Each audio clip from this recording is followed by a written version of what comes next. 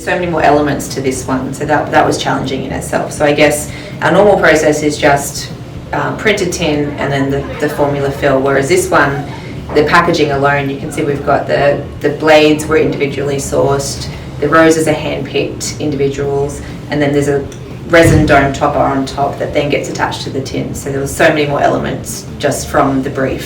So I guess we just had to go one piece at a time, thinking at any stage this could kind of all fail. But yeah, as soon as we got the final sample in, there was a big high five moment in the office because we realised, okay, we might actually be able to pull this off.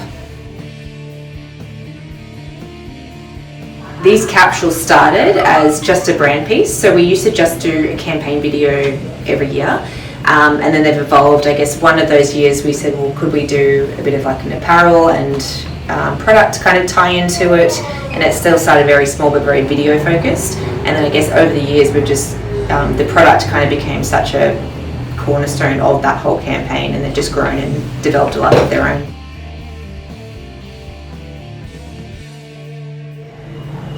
No, when Steve first came into my office and said what he wanted to do with the resin lid and resin topper, I immediately just went, oh my gosh, that's going to be like 5 different vendors, all of the components, so many things that could kind of go wrong.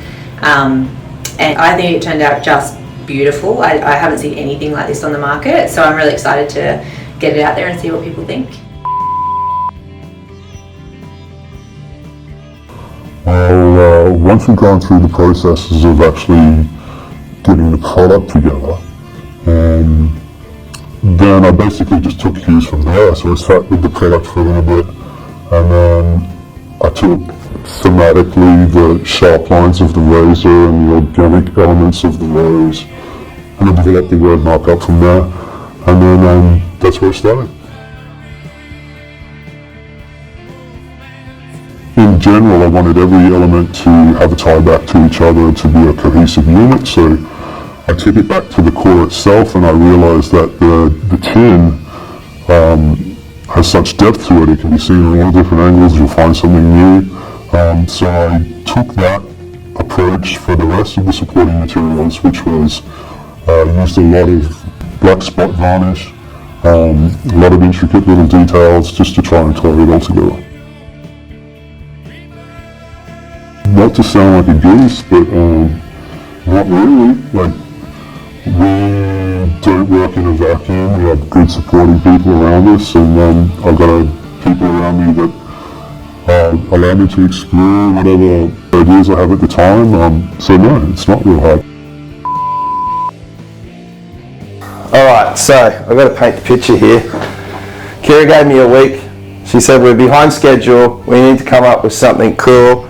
The next season capsule we do once a year, and it just so happened to be that night she asked me, I remember seeing an old photo of my dad standing in front of his old 70s panel van, and it just brought back vivid memories, me being such a young kid sitting in the front seat of that car, and the gear shifter was a resin set gear shifter with a redback spider in it. And I started to think, hang on, imagine if we could do some sort of resin set lid. So I finally get to work and I barge into Kiera's office and I say, Kiera, I've got the idea. Imagine if we could do a resin set lid like Dad's old panel van with the redback spider and blah, blah, blah, blah, blah, blah. And she just looks at me and she goes, you are off your head, mate. That's crazy. And then we tell the team what we're thinking, and then they all think we're crazy, and then a day goes by and then the whole team go, I can't unthink that now. We need to come up with an idea where we can make this work.